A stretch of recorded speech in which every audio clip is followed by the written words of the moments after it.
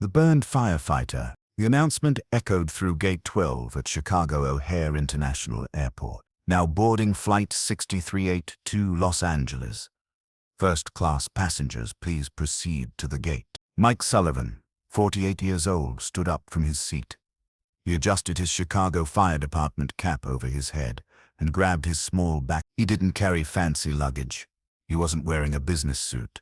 Just jeans, a bear's hoodie and worn work boots, and the scars. The left side of his face was covered in thick burn scars that stretched from his temple to his jaw.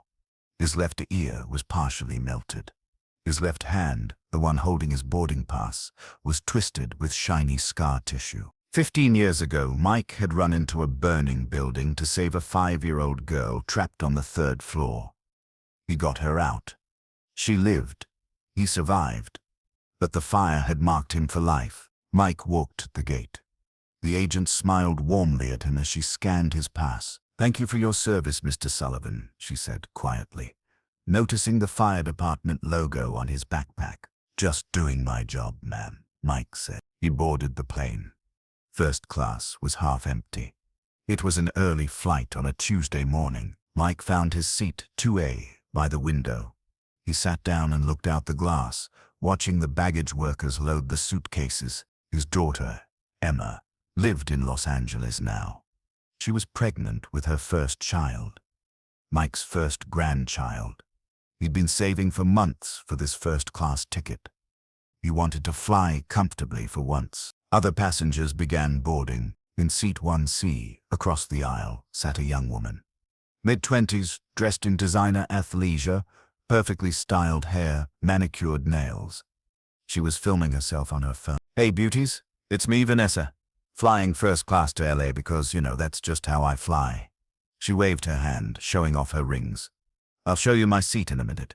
Vanessa lowered her phone and looked around. Her gaze fell on Mike. Her smile faded. She stared at the scars. Then she quickly looked away, her face twisted in disgust. Mike noticed. He was used to it. Children stared. Adults looked away. Some whispered. Some felt pity. Others just felt uncomfortable. He didn't care. The scars were badges of honor. Each one told a story of someone he'd saved. A flight attendant, a kind woman named Rachel, began taking drink orders. "Anything to drink, sir?" she asked Mike. "Just water, please," Mike said. Rachel smiled. "Coming right up." She moved to Vanessa next. "And for you, ma'am." Vanessa glanced at Mike, then leaned closer to Rachel, lowering her voice, but not enough. "Can I switch seats?" Vanessa whispered. "That man is making me uncomfortable." Rachel frowned. "The gentleman in 2A. Yeah, I don't want to sit near him. His face is, Rachel's face hardened. "Ma'am, all passengers are entitled to their assigned seats. The gentleman has done nothing wrong." "I'm just asking," Vanessa said, holding up her hands defensively. "No big deal. Forget it." But she didn't forget it. Vanessa raised her phone again, this time angled toward Mike. She took a photo. Then she started typing. Mike didn't see it. He was looking out the window thinking about Emma. Vanessa posted to Instagram. The photo was of her, making a disgusted face, with Mike blurred in the background. The caption read, "When you pay for first class, but still end up sitting next to something from a horror movie. Uncomfortable. First class. Awkward flight. Help." The post got 1,000 likes in 10 minutes. The plane took off smoothly. Mike closed his eyes, trying to rest. An hour into the flight, Vanessa was filming again. This time she was showing off her first-class meal. Grilled salmon, roasted vegetables, a glass of white wine. "This is how you live your best life, girls," Vanessa said to the camera. "First class all the way." As she panned the camera, she caught Mike eating his meal quietly. Vanessa made a face at the camera, subtly pointing in his direction. "Some people just don't belong up here," she muttered, loud enough for her followers to hear. The comments started rolling in. Zayn, who is that guy? He looks scary. Why is he in first class? Call the flight attendant, girl." Vanessa smiled as she read them. She loved the engagement. Mike knew nothing about this. He finished his meal, thanked Rachel, and went back to looking out the window. Then, 2 hours into the flight, everything changed. A loud bang echoed from the plane's left engine. The aircraft shook violently. Overhead bins flew open, bags fell. Passengers screamed. The captain's voice came over the intercom, tense and urgent. Cabin crew, take jump seats. Passengers, remain seated. We have an engine failure. Another bang.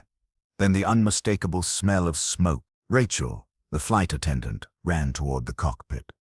But before she could reach it, orange flames licked at the windows on the left side of the plane. The engine was on fire. Panic erupted. Passengers were screaming, crying, praying. Vanessa dropped her phone. We're gonna crash. We're gonna crash. The captain's voice returned. Crew, prepare for emergency procedures. Fire in left engine. Descending. Oxygen masks dropped from the ceiling.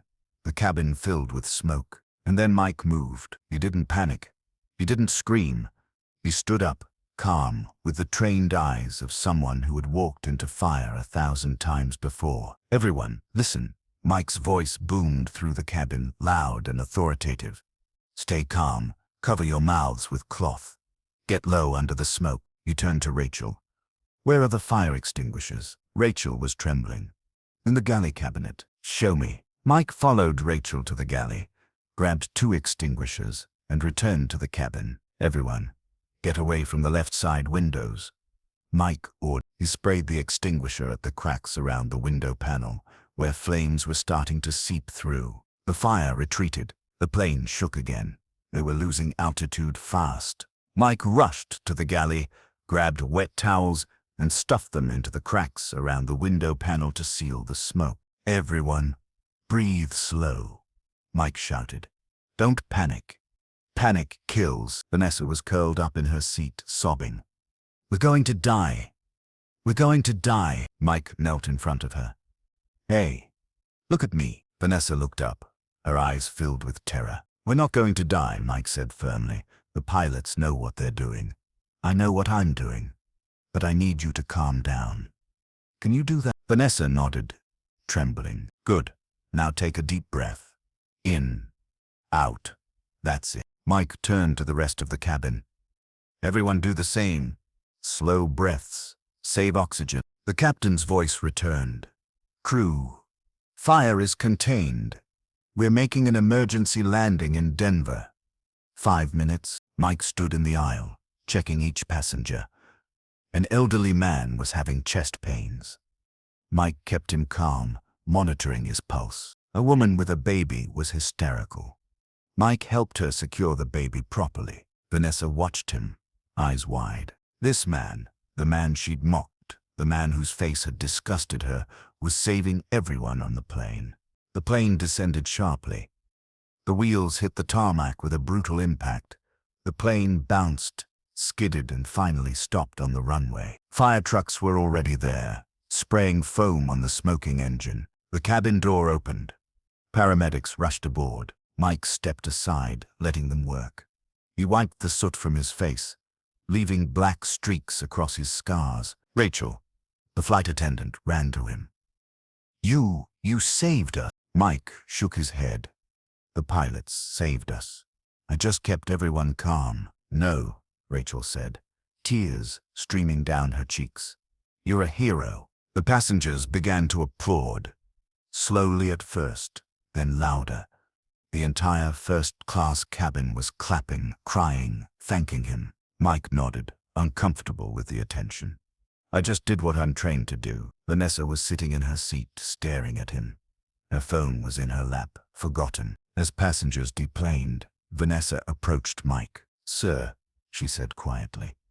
I need to say something. Mike turned to her. I'm sorry, Vanessa said, tears streaming down her face. I posted horrible things about you. I mocked your appearance. And then you saved my life. Mike looked at her for a long moment. What did you post? Vanessa showed him her phone. The Instagram post. The comments. Everything. Mike read silently. Then he handed it back. You know where these scars came from? Mike asked. Vanessa shook her head. 15 years ago, there was a fire in an apartment building in Chicago. 3rd floor. A 5-year-old girl was trapped. The firefighters said it was too dangerous to go in. The roof was about to collapse. Mike paused, looking at his scarred hands. I went in anyway. I found her in a closet, barely conscious from the smoke. I got her out. The roof collapsed just as we were leaving. It hit me. It burned me. I spent 6 months in the hospital. Vanessa covered her mouth. Oh my God. The girl lived, Mike said. Her name is Emma. She's my daughter. I adopted her after her parents died in that fire. Vanessa was sobbing now. I'm so sorry. I'm so sorry. Mike put a hand on her shoulder. Look, I don't know you and you don't know me. But here's a lesson. Never judge someone by their appearance. These scars tell a story. Your face tells a story too. Just make sure it's one you're proud of. Vanessa nodded, wiping her eyes. I will, I promise. Mike walked away, heading down the jet bridge toward the Denver terminal. He didn't know that Vanessa immediately deleted her original post. He didn't know that she spent the next 2 hours writing a new post. A long one. Honest. The new post had a photo of Mike from behind, walking down the plane's aisle after the emergency landing. The caption read, "Today my life was saved by a man I mocked for his appearance. I posted his photo. I called him scary. I made jokes about his face. I was cruel, shallow, and completely wrong. His name is Mike Sullivan. He's a Chicago firefighter. The scars I mocked came from a fire where he saved a 5-year-old girl. He nearly died saving her. Today, when our plane caught fire, he saved all of us. He stayed calm. He kept us calm. And he never mentioned that I'd been horrible to him. I'm ashamed. I'm sorry. And I've learned something. True beauty isn't what you see on the outside. It's what someone does when no one is watching. Or when everyone is watching and they're too scared to act. Mike Sullivan is beautiful. And I was ugly. If you've ever judged someone by their appearance, stop. You might be mocking someone who has literally walked through fire for other people. Do better. I will. I'm sorry. Hero Chicago firefighter. Judged wrong. The post went viral. 5 million views in 24 hours. News outlets picked it up. CNN, NBC, ABC. Influencer apologizes to hero firefighter she mocked on plane. Mike's phone started ringing. Reporters, talk show producers, everyone wanting his story. Mike declined them all. He didn't want fame. He just wanted to see his daughter. 3 days later, Mike was sitting in Emma's living room in Los Angeles. Emma, 28 and 7 months pregnant, was curled up next to him on the couch. Dad, you're all over the news, Emma said, showing him her phone. I know, Mike sighed. It's annoying. You're a hero, Emma said. I just did my job, Mike said. Emma laughed. You always say that. There was a knock at the door. Emma stood up. Were you expecting someone? No, Mike said. Emma opened the door. A family stood there. A man, a woman, and a teenage girl. Can I help you? Emma asked. The man stepped forward. His face was pale. We're looking for Mike Sullivan. Is he here? Mike stood up from the couch, walking to the door. That's me. Who's asking? The man looked at Mike. His eyes filled with tears. Mr. Sullivan, my name is Robert Chen. You don't know me, but you knew my daughter. Mike frowned, confused. The man turned to the teenage girl. This is Jessica. She's 19. The girl stepped forward. She had dark hair, bright eyes, and a shy smile. Mike looked at her face, and then he saw it. The same nose, the same eyes. Emma? He whispered. No, the man said. Jessica. But you saved her 15 years ago, from the fire. Mike's world stopped. What? Mike staggered. When you adopted Emma, Robert said. You didn't know there was another girl in that building. My daughter, Jessica. She was 4 years old. She was in the apartment next door. After you got Emma out, you went back in. Do you remember? Mike remembered, vaguely. Everything was smoke, heat, screaming. After getting Emma out, he heard crying. He went back, found another girl, got her out just before everything collapsed. I thought I left her with the paramedics, Mike said. You did, Robert said. And she lived. Because of you. We've been searching for you for years. But the fire department never gave us your name. They said you'd been transferred. Then we saw you on the news, and we knew it was you. Jessica stepped forward. She hugged Mike, crying. Thank you, she whispered. Thank you for saving me. Mike hugged her back, his own tears streaming down his scarred face. Emma was crying too. Dad, you saved 2 girls. 3, another voice said. Everyone turned. Vanessa was standing on the sidewalk, holding flowers. I'm Vanessa, she said. The girl from the plane. I came to apologize in person. Mike shook his head. You already apologized. Not enough, Vanessa said. She turned to the Chen family. This man doesn't just save lives. He changes lives. He changed mine. Vanessa looked at Mike. I want to do something. I want to raise money for the Firefighter Foundation. For equipment. For firefighter families. In your name. Mike started to protest, but Vanessa held up a hand. Let me do this, she said. Let me turn my mistake into something good. And she did. Vanessa's campaign raised $2 million in 3 months. It equipped 3 fire stations with new gear. It paid for reconstructive surgeries for 5 firefighters with severe burns. And every dollar was in Mike Sullivan's name. Mike didn't want the fame, but he accepted the impact, because in the end, that's what it was all about. Not being seen, but others seeing the good they could do. 1 year later, Mike was back in Chicago, back at work, back running into fires. His grandson Daniel had been born. Emma sent him photos every day, and every now and then Mike got a message from Vanessa. Updates on the foundation. Stories of firefighters they'd helped, and she always ended her messages with the same words. Thank you for teaching me to see with my heart, not my eyes. Mike smiled every time he read it, because scars don't define who you are. They define what you've been through, and what Mike had been through was fire. And on the other side, he'd saved lives. That was all that mattered.